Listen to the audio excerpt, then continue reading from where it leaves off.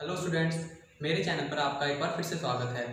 Students, आपने मेरी पिछली वीडियो में 10वीं कक्षा के विज्ञान के पार्ट 1 रासायनिक अभिक्रिया एवं समीकरण में जाना था कि पदार्थ की अवस्था कौन कौन सी होती है, भौतिक परिवर्तन क्या होते हैं, रासायनिक परिवर्तन क्या होते हैं और रासायनिक अभिक्रियाओं के कुछ उदाहरणों के बारे में आपने सीखा था और जाना था। लेकिन आज हम पढ़ेंगे कि रासायनिक अभिक्रियाओं के लक्षण क्या होते हैं और रासायनिक समीकरण क्या होते हैं एवं अभिकारक और उत्पाद किन्हें कहते हैं, वे क्या होते हैं। ओके, तो चलिए हम स्टार्ट करते हैं। यहाँ पे सबसे पहले आता है रासायनिक अभिक्रियाओं के अभिलक्षण। तो रासायनिक अभिक्रियाओं के अभिलक्षण क्या होते हैं, यानी उन्हें कैसे हम पहचान सकते हैं कि वो रासायनिक अभिक्रिया है। तो रासायनिक अभिक्रिया में सबसे पहले क्या होता है, यदि कोई अभिक्रिया हुई है तो उसमें गैस का उत्सर्जन होता है। उत्सर्जन का मीनिंग होता है निकलना, तो गैस निकलती है उसमें। मैंने यहाँ पर उदाहरण के लिए आपको दिखाया है, जिंक प्लस तनु सल्फ्यूरिक अम्ल ऐड यानी संयोग करके क्या बनाते हैं, जिंक सल्फेट प्लस हाइड्रोजन। तो यहाँ पर मैंने बताया है आपको गैस का उत्सर्जन। यहाँ पर रासायनिक अभिक्रिया में गैस निकलेगी, तो यहाँ पर क्या हो रहा है, जिंक प्लस तनु सल्फ्यूरिक अम्ल के संयोग से जिंक सल्फेट प्लस हाइड्रोजन निकल रही है। तो हाइड्रोजन यहाँ पर क्या है, गैस है, तो यहाँ गैस निकल रही है, इसलिए यहाँ पर ये इसका पहला अभिलक्षण होता है। इसका दूसरा अभिलक्षण है तापमान में परिवर्तन। अब आपको मैं एक सिंपल सा उदाहरण देता हूं। आपने घरों में अपने देखा होगा, जब आप सफेदी करवाते हैं तो आप चूना लेकर के आते हैं। चूने को रात भर के लिए या कुछ समय के लिए आप मटके में डाल करके उसमें पानी मिक्स करते हैं।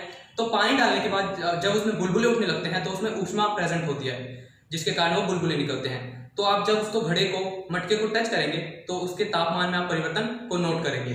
तो यहाँ पर वही उदाहरण मैंने लिखा हुआ है, जैसे बिना बुझा हुआ चूना, ये जो साइंटिफिक लैंग्वेज होती है उसमें बिना बुझा हुआ इसको चूना बोलेंगे।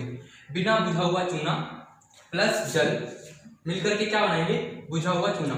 अब जब हम बिना बुझे हुए चूने में जब पाउडर में जल मिला देंगे तो वो कुछ समय तक उसमें बुलबुले निकलेंगे। बुलबुले निकलने के बाद वो चूना ठंडा हो जाएगा, उसका तापमान में परिवर्तन हो जाएगा।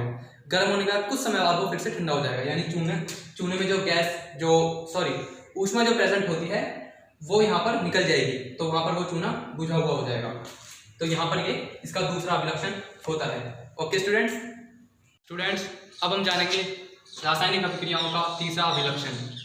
इसका तीसरा अभिलक्षण है अवक्षेप का बनना। इसे समझने के लिए मैं आपको एक बात समझाना चाहता हूँ। देखिए स्टूडेंट्स, जब रासायनिक अभिक्रिया होती है तो रासायनिक अभिक्रिया में कोई भी दो तत्व भाग लेकर और जुड़कर जब कोई नया पदार्थ बनाते हैं तो वो नया पदार्थ जब किसी विलयन में या किसी लिक्विड में अघुलनशील होता है या फिर घुलता नहीं है तो उसे हम अवक्षेप का बनना कहते हैं। यहाँ पर मैं आपको एक उदाहरण देकर समझाता हूँ, जो है lead nitrate plus potassium iodide मिलकर या जुड़कर लेड आयोडाइड का निर्माण करते हैं। तो यहाँ आप देख रहे होंगे, जो लेड आयोडाइड हमें नया पदार्थ मिला है ये किसी भी विलयन में या लिक्विड में नहीं घुल सकता, यानी ये अघुलनशील पदार्थ है।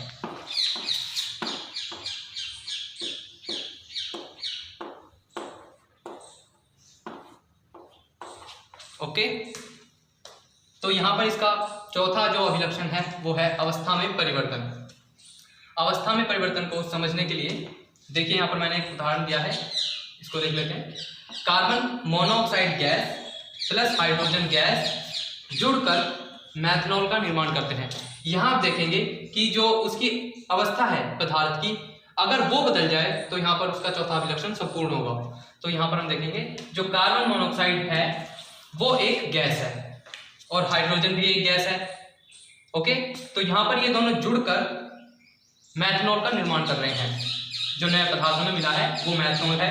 तो यहाँ पर जो मैथनॉल की अवस्था है वो एक द्रव अवस्था है, यानी यह एक लिक्विड फॉर्म है।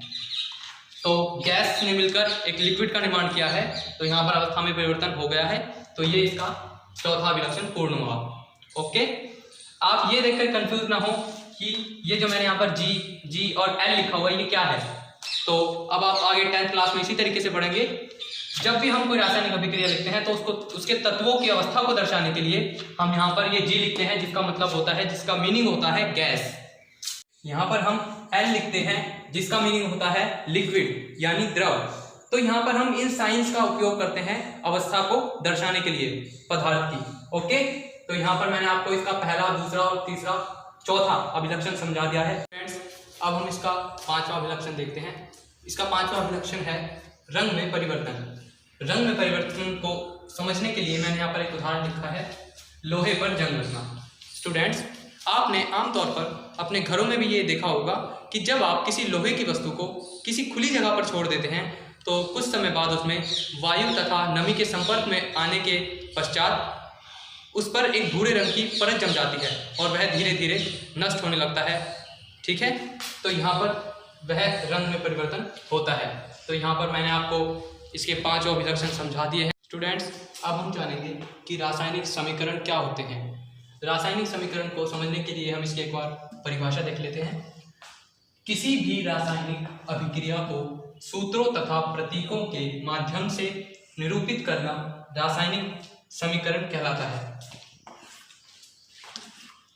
स्टूडेंट्स, यहाँ पर डेफिनेशन को पढ़ने के बाद हमें यह पता लगता है कि जब हम किसी भी अभिक्रिया को रासायनिक सूत्रों, जो उनके जो साइंटिफिक सूत्र होते हैं, उनके माध्यम से जब उसे निरूपित करते हैं तो वह रासायनिक समीकरण कहलाता है। अब यहाँ पर आप देखिए, मैंने एग्जाम्पल के लिए आपको समझाऊंगा। देखिए, ये जो मैंने यहाँ पर यह अभिक्रिया लिखी हुई है, मैग्नीशियम प्लस ऑक्सीजन, किसका निर्माण कर रहे हैं? मैग्नीशियम ऑक्साइड का। ये अभिक्रिया तो है लेकिन ये रासायनिक समीकरण नहीं है। वो क्यों? देखिए, ये जो हम कुछ इस तरीके से हिंदी में लिखते हैं ऐसे, इसे हम रासायनिक समीकरण नहीं कहते। रासायनिक समीकरण को हम प्रतीकों तथा सूत्रों के माध्यम से निरूपित करते हैं। प्रतीक और सूत्र क्या होते हैं वो आप NCERT की 10th क्लास की विज्ञान की पुस्तक में पेज नंबर 96 पढ़ सकते हैं, जो कि है आधुनिक आवर्त सारणी। आधुनिक आवर्त सारणी में आपको एलिमेंट्स के जो नेम्स होते हैं, तत्वों के नाम, वो याद करने पड़ेंगे, तब आपको उसके रासायनिक सूत्रों के बारे में पता लगेगा। तो जरूरी नहीं है कि आप एकदम से उनको सारों को याद कर लीजिएगा, लेकिन वो सभी बहुत ही जरूरी हैं। ओके, तो उनमें से कुछ 30 या 20 आपको याद होने ही चाहिए।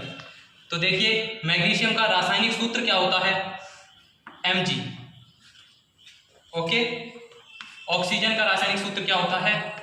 O2। ये दोनों अगर हम इनकी अभिक्रिया कराते हैं, अगर इनको ऐड कर दें तो यहाँ पर ये क्या मिलकर बनाएंगे? मैग्नीशियम ऑक्साइड, जिसका रासायनिक सूत्र है MgO।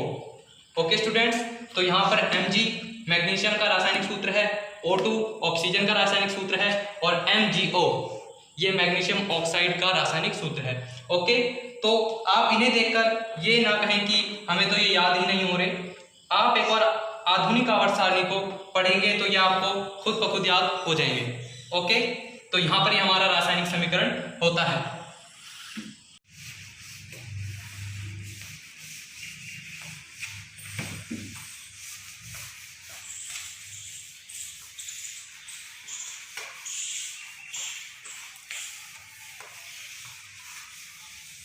स्टूडेंट्स, अब हम रासायनिक समीकरणों को कुछ और उदाहरणों के माध्यम से समझेंगे। देखिए, मैं यहाँ पर इसका एक उदाहरण लेता हूँ। हाइड्रोजन प्लस ऑक्सीजन मिलकर H2O हाइड्रोजन ऑक्साइड, जो कि वाटर होता है, ठीक है, इसका निर्माण करते हैं। यहाँ पर देखिए, मैंने इसका रासायनिक सूत्र हाइड्रोजन का H2 लिखा है, ऑक्सीजन का O और H2O, ये दोनों ऐड होने के बाद जल का एक अणु बनाते हैं। ओके, तो यहाँ पर ये रासायनिक समीकरण कहलाएगा। दूसरा लेते हैं हम, कार्बन प्लस ऑक्सीजन मिलकर CO2 का निर्माण करेंगे, कार्बन डाइऑक्साइड का। यहाँ पर देखिए, जो कार्बन का रासायनिक सूत्र होता है वो होता है C, ऑक्सीजन का तो पता ही है O2, और ये दोनों मिलकर कार्बन डाइऑक्साइड का निर्माण करेंगे, जिसका रासायनिक सूत्र है CO2। बारे में जान लेते हैं। तो आइए अभिकारक की परिभाषा देखते हैं। अभिकारक, जो पदार्थ रासायनिक अभिक्रिया में भाग लेते हैं वे अभिकारक कहलाते हैं। स्टूडेंट्स देखिए, मैंने अभी तक आपको जो भी अभिक्रियाएं करवाई हैं या उनको सूत्रों के माध्यम से आपको निरूपित करके दिखाया है। देखिए, जैसे कि मैंने आपको मैग्नीशियम के बारे में बताया था, Mg+O2 MgO का निर्माण करते हैं। तो यहाँ पर देखिए आप, जो पदार्थ रासायनिक अभिक्रिया में भाग लेते हैं अभिकारक कहलाते हैं। तो देखिए, रासायनिक अभिक्रिया किन के बीच हो रही है? मैग्नीशियम और ऑक्सीजन के बीच। ओके, तो यहाँ पर मैग्नीशियम और ऑक्सीजन क्या हुए? अभिकारक। देखिए, मैग्नीशियम और ऑक्सीजन मिलकर मैग्नीशियम ऑक्साइड का निर्माण कर रहे हैं। तो जो निर्माण हो रहा है वो अभिकारक नहीं कहलाएगा। जो निर्माण कर रहे हैं, जिनके बीच अभिक्रिया हुई है, वो अभिकारक कहलाते हैं। ओके स्टूडेंट्स, तो आपको अभिकारक समझ आ गए होंगे। चलिए हम आगे बढ़ते हैं, उत्पाद को जान लेते हैं। उत्पाद अभिकारकों के बीच हुई अभिक्रिया के पश्चात जो नया पदार्थ बनता है वह उत्पाद कहलाता है। ओके स्टूडेंट्स, तो देखिए हम इसे भी एक उदाहरण के माध्यम से समझते हैं। देखिए, मैंने आपको कार्बन की अभिक्रिया के बारे में बताया था। जैसे कार्बन प्लस ऑक्सीजन मिलकर कार्बन डाइऑक्साइड का निर्माण करते हैं। तो यहाँ पर जिनके बीच अभिक्रिया हो रही है, मैंने अभी आपको बताया था, वो तो अभिकारक कहलाएंगे, वो तो अभिकारक होते हैं। लेकिन अभिक्रिया के पश्चात जिस नए पदार्थ का निर्माण हो रहा है वो नया पदार्थ उत्पाद कहलाता है। ओके स्टूडेंट्स, तो यहाँ पर मैं एक और उदाहरण लेकर आपको बता देता हूँ। देखिए,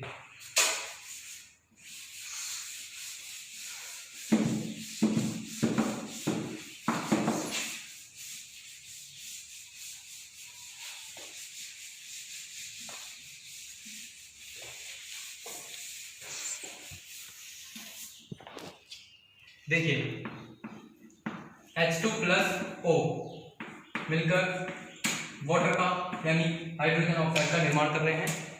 तो यहाँ पर हाइड्रोजन प्लस ऑक्सीजन, हाइड्रोजन और ऑक्सीजन मिलकर H2O का निर्माण कर रहे हैं। तो जिनके बीच अभिक्रिया हो रही है वो तत्व है हाइड्रोजन और ऑक्सीजन। ठीक है, तो जिनके बीच अभिक्रिया हुई है वो अभिकारक कहलाते हैं। लेकिन अभिक्रिया के पश्चात जो नया पदार्थ होता है, जिसका निर्माण हो रहा है, वो है उत्पाद। ठीक है, इसे हम उत्पाद कहते हैं। और जिनके बीच अभिक्रिया हुई है उसे हम अभिकारक कहते हैं। ओके, आई होप कि जो भी अब तक मैंने आपको पढ़ाया है वो आपको समझ में आ गया होगा।